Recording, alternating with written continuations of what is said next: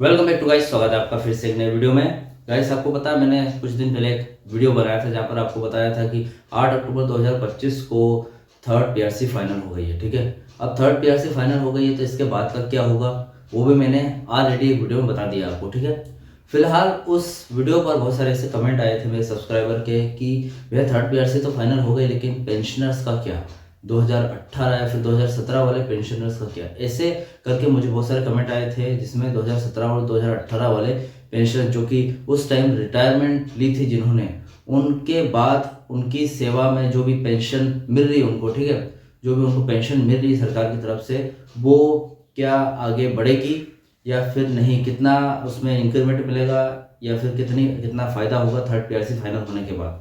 तो सारी जानकारी आज इस वीडियो में आपको बताने वाला हूँ। चैनल पर नया हो तो सब्सक्राइब करें। मेरा नाम है सुरेश कुमार। जानकारी यूजफुल लगे तो लाइक करके जरूर जाना। चलिए गाइस, बढ़ाते हैं वीडियो को आगे। यहाँ पर जो थर्ड पीआरसी है वो पेंशनर्स को मिलने वाली है, लेकिन कितना क्या इंक्रीमेंट है वो पूरी बात हमको पता नहीं है अभी। ठीक है, तो चलिए जानते हैं। थर्ड पीआरसी का मुख्य उद्देश्य 1 जनवरी 2017 से वेतनमान को संशोधित करना था।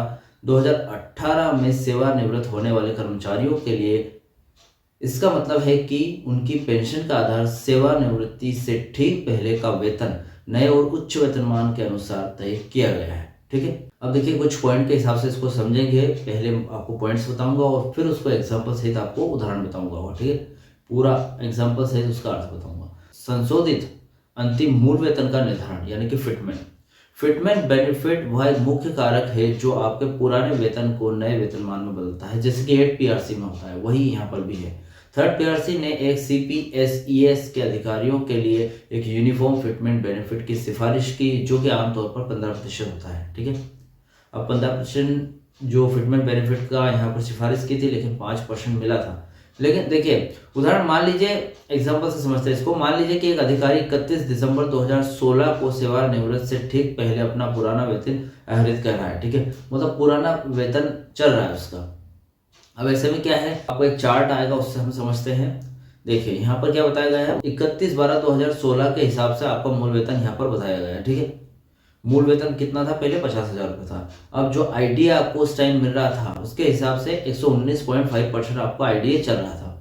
तो उसके हिसाब से आपके मूल वेतन का अगर आईडीए निकालेंगे तो 50,000 का 59,750 रुपये बनता है। ठीक है, अब दोनों का जोड़ कर लेंगे हम तो कितना बनेगा, 1,09,750 रुपये। मतलब इतना मूल वेतन आपको मिल रहा था उस टाइम पे, क्योंकि आपके डीए और आपका जो मूल वेतन दोनों को मिलाएंगे तो इतना बन जाएगा। ठीक है, अब थर्ड पीआरसी के अनुसार नया मूल वेतन कितना होता है। इस नए मूल वेतन को फिर से नए वेतनमान के अगले उच्च चरण में फिक्स किया जाता है। अब संशोधित मूल पेंशन का निर्धारण कैसे करते हैं। सेवानिवृत्त होने वाले कर्मचारी की पेंशन सेवानिवृत्ति से ठीक पहले अर्जित अंतिम मूल वेतन का 50% होती है। 2018 में सेवानिवृत्त होने वाले यानी कि रिटायरमेंट होने वाले कर्मचारियों के लिए उनका अंतिम मूल वेतन 1,26,213 या 2017-2018 के दौरान वार्षिक इंक्रीमेंट के साथ बढ़ी हुई राशि माना जाएगा। ठीक है, अब 2017 पे उस टाइम यहाँ पर आपका डीए, उसके बाद 15% इंक्रीमेंट मांग रहे थे कर्मचारी। इन सबको मिलाकर आपका जो बेसिक वेतन कितना बनता है, 1,26,213 रुपये आपके चल रहे थे उस टाइम। ठीक है, तो उसके हिसाब से आपकी पेंशन की गणना होगी कि उस टाइम आपका पेंशन कितना मिलना चाहिए। ठीक है, एक और चार्ट आया आपके सामने, इसमें देखते हैं समझते हैं। अब यहाँ पर पेंशन का आधार जो अंतिम मूल वेतन कितना था आपका उस टाइम, डीए वगैरह सब हटाकर 50,000 रुपये था। ठीक है, दिसंबर 2016 में आपके पास आपकी जो मूल वेतन कितना था, 50,000 रुपये। ठीक है, अब उसके आधार पर आपकी मूल पेंशन कितनी मिल रही थी आपको, 25,000 रुपये। ठीक है, 50% का आधार है। ठीक है, आपके जैसे आपकी जो बेसिक सैलरी है, अगर आप रिटायर हो जाते हो तो आप उसका 50% मिलता है, तो 25,000 रुपये आपको मिल रहे थे। अब आपको यहाँ पर मुख्य फायदा इससे क्या होने वाला है, आपकी पुरानी सैलरी कितनी थी, 50,000 रुपये, तो आपको 25,000 रुपये आधा मिल रहा था।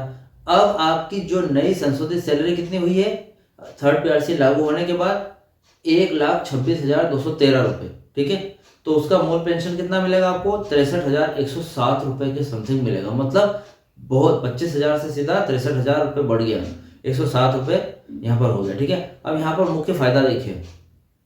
इस उदाहरण से स्पष्ट है कि थर्ड पीआरसी लागू होने पर पेंशन भोगियों की मूल मासिक पेंशन यानी कि 25,000 से बढ़कर 63,107 रुपये हो गई है। ठीक है, यह 38,107 की सीधी मासिक वृद्धि है।